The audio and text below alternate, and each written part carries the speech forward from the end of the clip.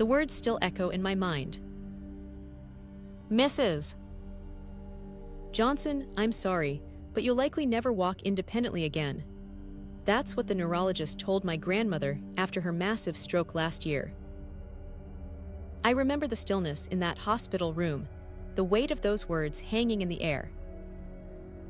My grandmother, once the woman who chased grandkids around the yard and danced at every family wedding, sat motionless in her hospital bed, the right side of her body completely paralyzed.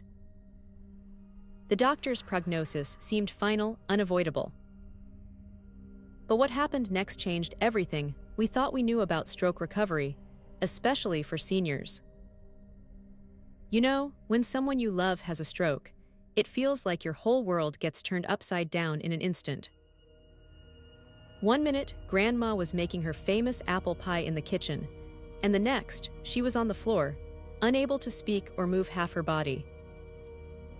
The ambulance ride, the emergency room, the ICU, it all becomes this blur of beeping machines, concerned doctors, and that antiseptic hospital smell that never quite leaves your memory. The diagnosis came quickly, a major ischemic stroke affecting the left side of her brain. The damage was extensive. At 78 years old, the medical team was optimistic about her chances for meaningful recovery. At her age, they said, the brain has limited neuroplasticity. That's a fancy way of saying they thought she was too old for her brain to rewire itself and find new pathways around the damaged areas. I still remember sitting with my mom in the hospital cafeteria after receiving that news.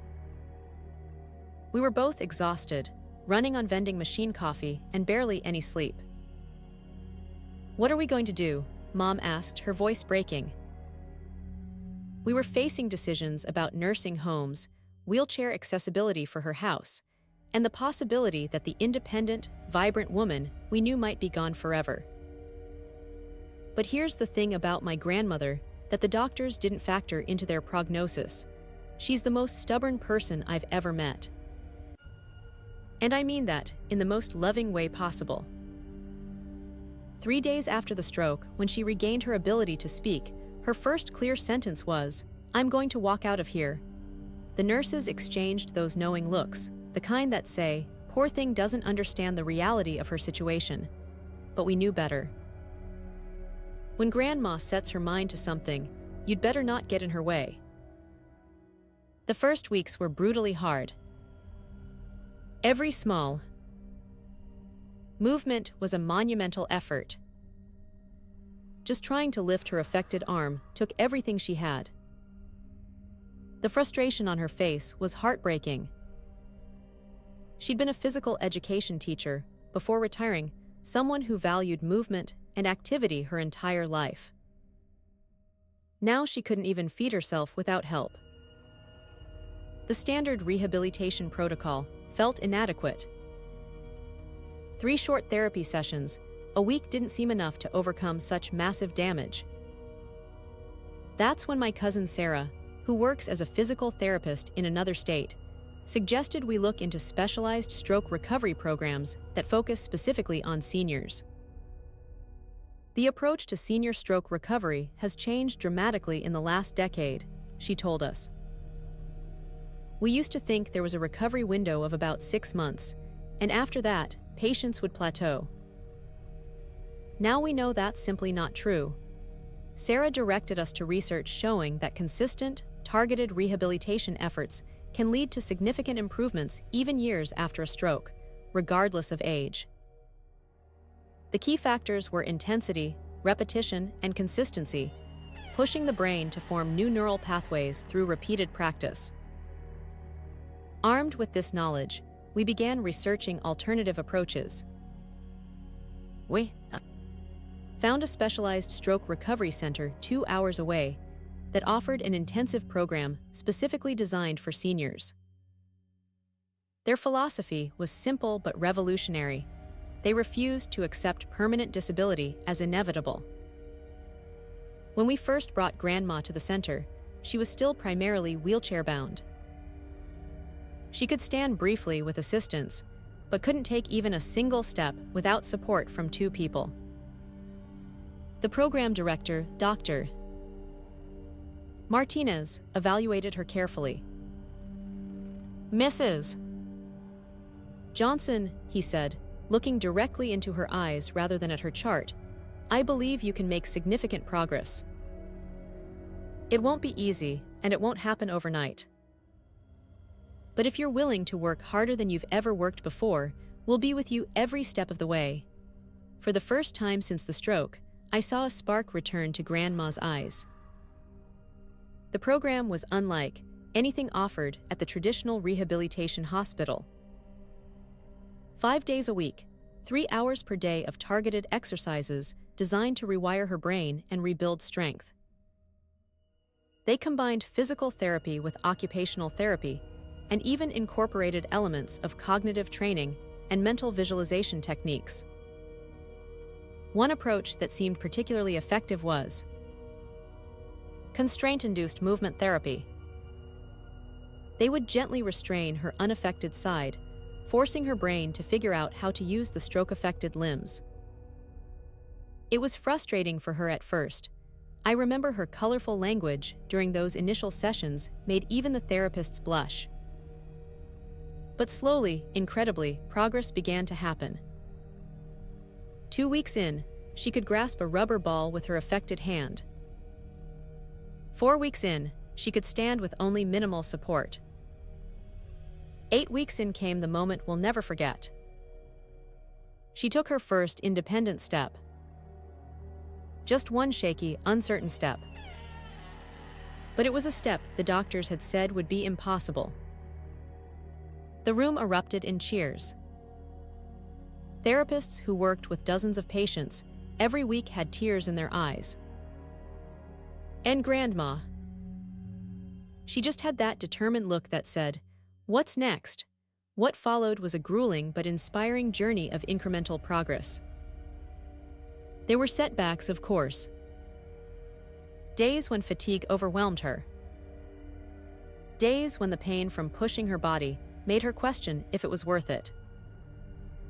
A minor fall that scared all of us and set her back emotionally for weeks. But there were also breakthroughs that kept her motivated. The first time she could brush her own hair again. The day she managed to walk to the bathroom without assistance. The morning she surprised us all by making her own cup of tea, shakily, but independently. Throughout this process, we learned so much about stroke recovery that contradicted what we'd initially been told, especially regarding seniors and their capacity for improvement. First, we discovered that age alone is not a reliable predictor of recovery potential. While younger brains may have certain advantages in neuroplasticity, older brains still have remarkable ability to adapt and rewire. What matters more than age is the individual's overall health before the stroke, their determination, and the quality and intensity of their rehabilitation program. Second, we learned that recovery doesn't follow a straight line. Grandma would sometimes plateau for weeks, making us all worry that she'd reached her limit, only to suddenly make dramatic progress seemingly overnight. The brain heals in its own timeline, often in ways that don't show visible results until neural connections reach a certain threshold. Third, we found that emotional and psychological support is just as important as physical therapy. Depression after stroke is incredibly common and can severely hamper recovery efforts. The center had regular support groups where stroke survivors could share their frustrations and victories with others who truly understood. These connections became lifelines for Grandma on her hardest days. 6 months into the program, Grandma had progressed to walking short distances with just a cane. Her right arm had regained about 60% of its former function. Her speech, which had also been affected, was nearly back to normal, though she still occasionally struggled to find words when tired. Doctors Martinez explained that what we were witnessing was neuroplasticity in action, her brain creating new neural pathways to take over functions previously handled by the damaged areas. The consistent, challenging therapy was forcing her brain to adapt and reorganize. Think of it like creating new roads after a landslide has blocked the main highway, he explained. At first, these detours are rough and difficult to navigate. But with use, they become smoother and more efficient. The science behind this is fascinating. When we perform movements repeatedly, the brain strengthens the neural connections involved in those movements.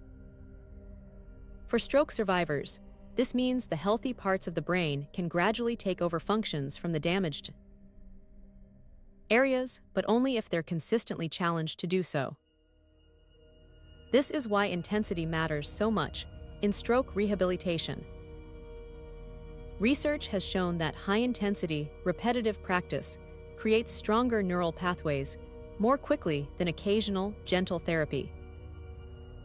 For seniors especially, this challenges the old approach of taking it easy after a stroke. By the 9-month mark, Grandma had graduated to outpatient status at the center. We converted her spare bedroom into a mini gym with equipment recommended by her therapists. Every day, she followed a rigorous home exercise program, and 3 times a week, we drove her to the center for supervised sessions. What amazed us most was how the recovery extended beyond just physical movement. Her cognitive abilities sharpened. Her mood improved dramatically. Even her general health seemed better than before the stroke, likely because she was now exercising more consistently than she had in years. 1 year after being told she'd never walk again, Grandma walked unassisted into her regular doctor's appointment. The same neurologist who had given that grim prognosis was speechless. After examining her, he admitted that her recovery was beyond anything he would have predicted possible. "Mrs. Johnson," he said, "I've been practicing medicine for 30 years, and I have to say, you've taught me not to underestimate the power of determination and proper rehabilitation." Grandma just smiled and said, "Maybe you should tell that to your other patients too." That moment highlighted something important. Medical professionals don't always have all the answers, especially when it comes to stroke recovery. The field is evolving rapidly, with new research constantly challenging old assumptions.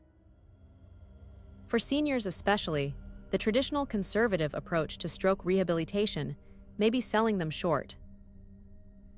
Now 15 months post-stroke, Grandma still has limitations. Her right hand doesn't have the fine motor control it once did. She walks with a slight limp when she's tired. Occasionally, she struggles to recall certain words. But compared to the prognosis we were given, her recovery has been nothing short of miraculous. She recently attended my cousin's wedding, and yes, she danced. Not with the same energy as before, perhaps, but with a joy and gratitude that brought tears to everyone's eyes. Her journey has taught our entire family valuable lessons about resilience, about questioning medical certainties, and about the incredible capacity of the human brain to heal, regardless of age. For other families facing similar situations, especially with senior loved ones, I want to share some of the most important things we've learned. First, seek out specialized stroke rehabilitation programs, particularly those with experience working with seniors. The difference in approach and outcomes can be dramatic compared to general rehabilitation facilities.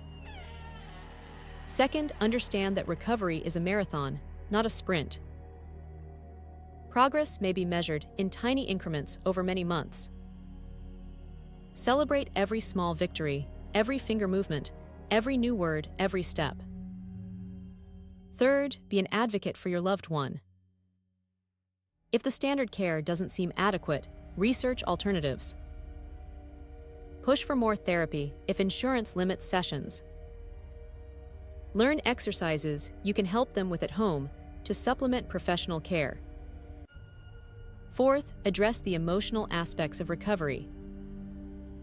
Stroke survivors often experience depression, frustration, and grief for their former abilities.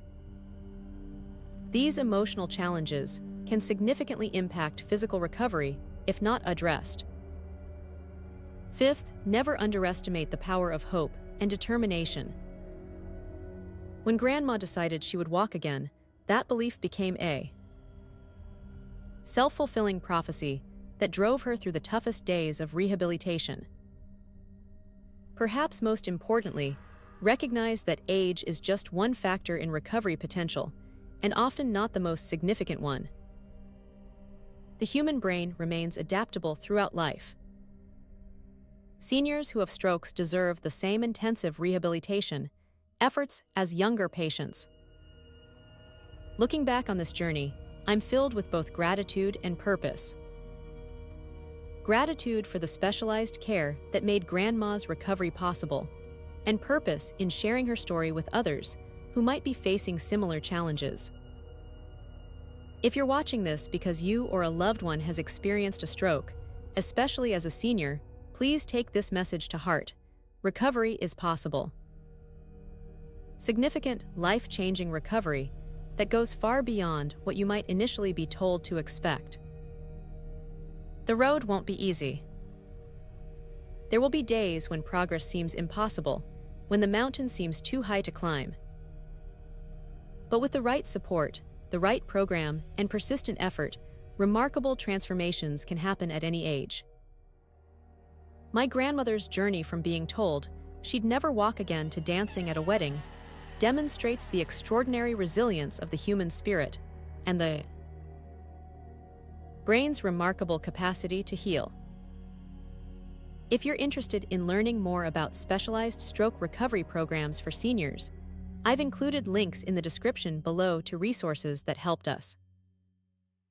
There's also information about support groups for stroke survivors and their families, which can be invaluable during this challenging journey. Remember, the prognosis you receive in those early days after a stroke isn't written in stone. New pathways can form. New strengths can emerge. And sometimes, the greatest victories come from refusing to accept limitations that others place upon us. Thank you for listening to Grandma's story. If it gives even one person the hope and determination to push beyond what they thought possible in their recovery journey, then sharing it has been worthwhile. If you found this helpful, please consider subscribing to our channel for more stories and information about stroke recovery, especially for seniors. And if you have your own story of defying the odds after a stroke, we'd love to hear it in the comments below. Until next time, keep believing in possibilities. Because as my grandmother proved, sometimes the most powerful medicine is simply refusing to give up.